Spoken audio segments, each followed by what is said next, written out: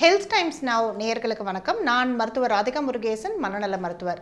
இப்போ மனநலம் சார்ந்து இந்த சேனலில் நிறைய விஷயங்களை நான் பேசிட்டு வரேன். இன்றைக்கி நம்ம பேச போகிற விஷயம், இந்த ஒரு சமீபமாக நிறைய சம்பவங்கள் பார்த்துருப்பீங்க. சில ஆப்ஸ் வந்து அப்படியே வேறு ஏதோ வந்து ப்ரௌஸ் பண்ணும்போது அந்த ஆப்ஸ் பாட்டுக்கு வருது, பாப்அப் ஆகுது.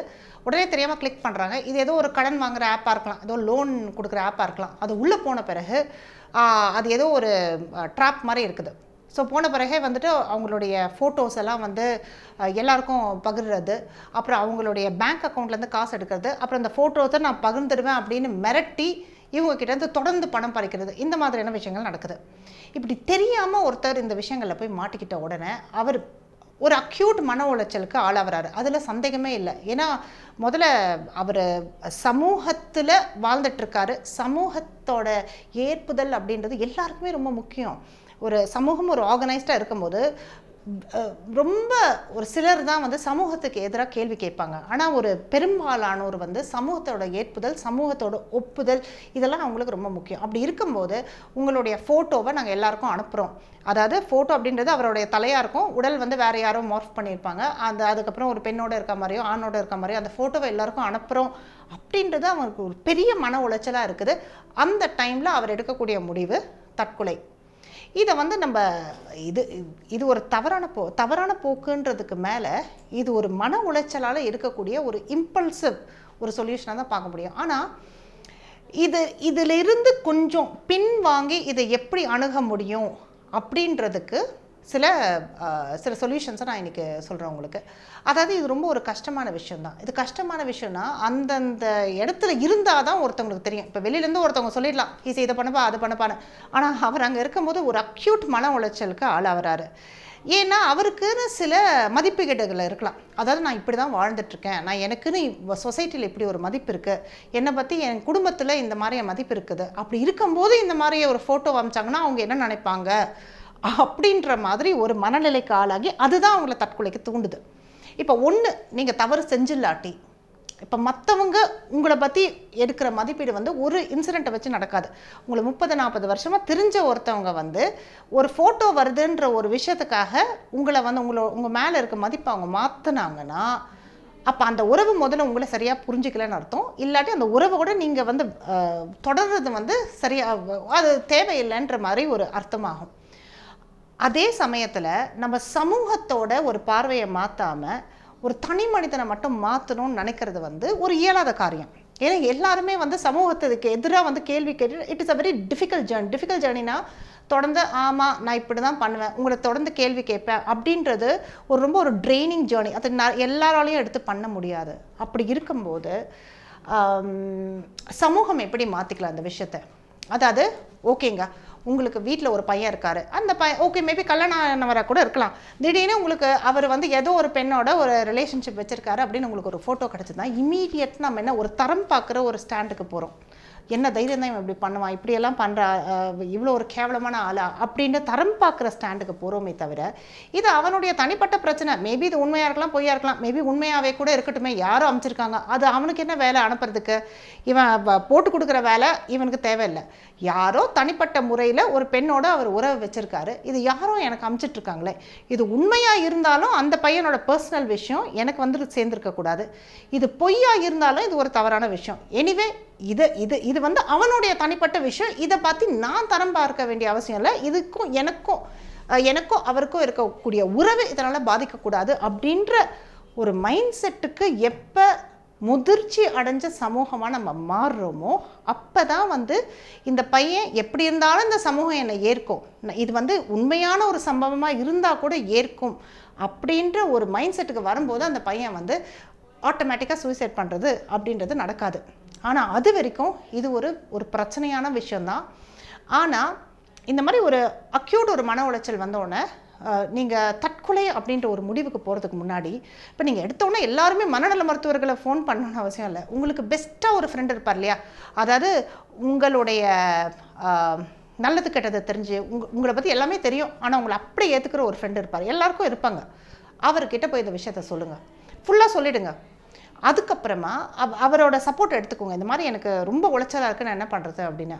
அவர் வந்து சப்போர்ட் பண்ணி அவர் உங்களுக்கு அதுக்கேற்ற மாதிரி ஒரு மனநல மருத்துவரோ, இல்லை அவர் போயிட்டு உங்கள் சமூகம் கிட்ட பேசுகிறதோ, இல்லை அவர் போய் மக்கள்கிட்ட இந்த மாதிரி நடந்திருக்க ஒரு விஷயம் அப்படின்றதோ, இல்லை போலீஸ்கிட்ட அவர் வந்து இதுக்கு முன்னெடுத்து பண்ணுறதோ, அந்த மாதிரி விஷயங்களை அவர்கிட்ட விட்டுருங்க.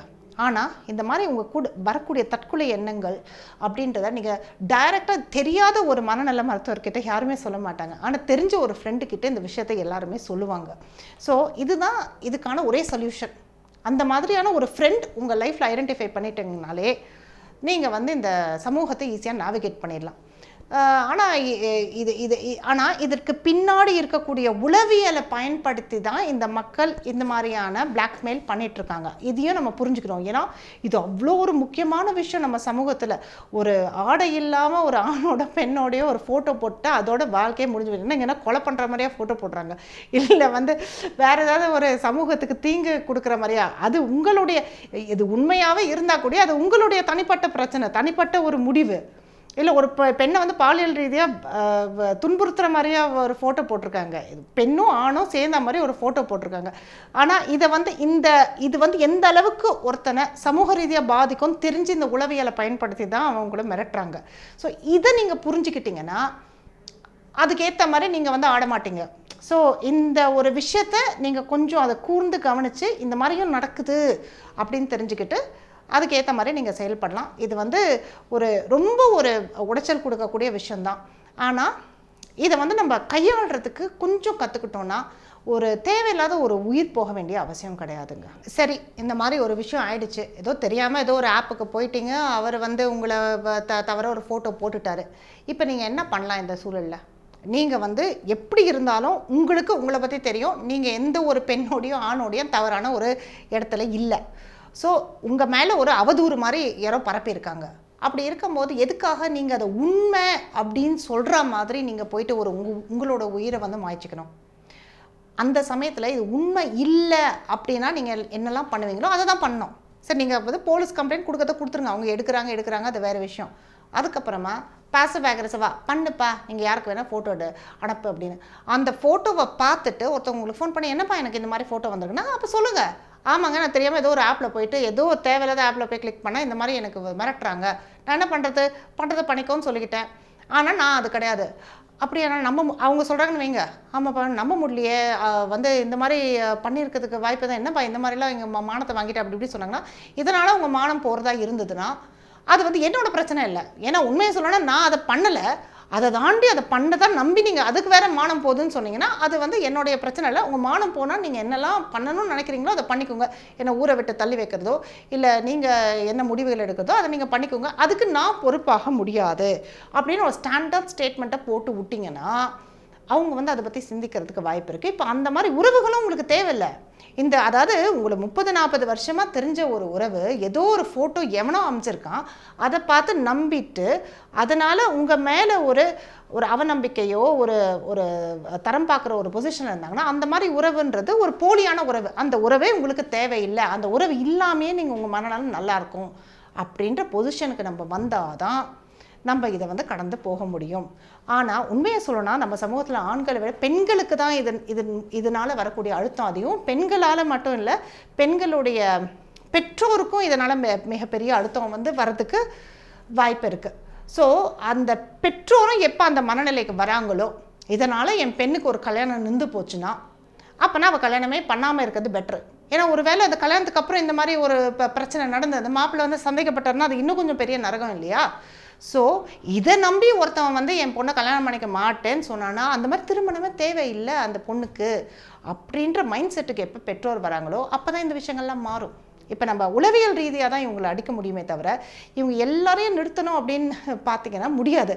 ஏன்னா இவன் வந்து இதை அடிக்கிறதே அவங்க உளவியல் சார்ந்து தான். அப்போ நம்மளும் திருப்பி அடிக்க வேண்டியது அதே ஆயுதத்தை கொண்டு தான். நன்றி.